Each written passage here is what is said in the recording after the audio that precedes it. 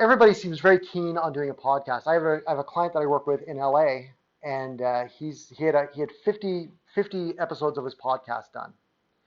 The person he was working with had connected him with a whole bunch of guests that had absolutely nothing to do with what he spoke on.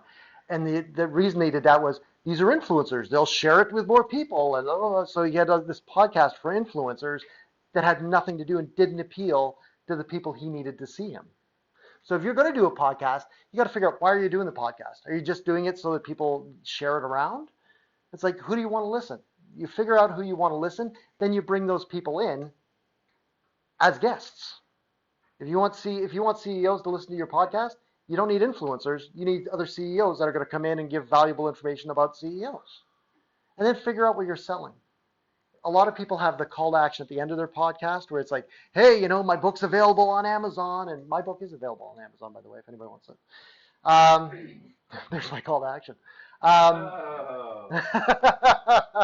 so if you are, if you're just going to stick your call to action at the end of your podcast, you're going to lose a lot of people, because a lot of people don't listen all the way to the end.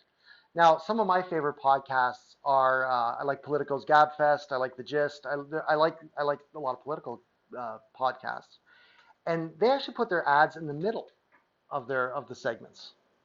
So if you're going to do an interview, The Gist does it great, because Mike Pesca does a little rant at the beginning.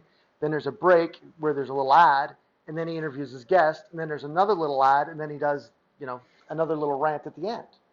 So his ads and his call to action are in there. So if you've got a book or something you're pushing, don't wait to the end of the podcast. And that's exactly what my client in LA is doing. He's relaunching his podcast, and I made him record 5 little blurbs, like 10, 15 seconds, on what he's trying to push, whether it's as a speaker, his new book, or whatever he was trying to push.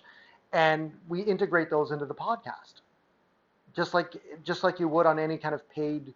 So you're having little CTAs. Yeah, little CTAs throughout it. Podcast. Yeah, yeah.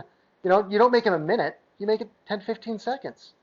And you can, and I recommend, if you listen to Politico's Gabfest or The Gist, if you check those out, you'll see how slickly you can kind of integrate that in. With the Gabfest, it's fantastic, because David Plotz, who does it, he's talking, and then all of a sudden there's like a little breath, and then he does his little promo, and then another little breath, and he's back in the conversation. It's totally seamless. Totally seamless. So be strategic who you want. If you're going to do a podcast, make sure that the people you're bringing on are the people that you want to listen to your show.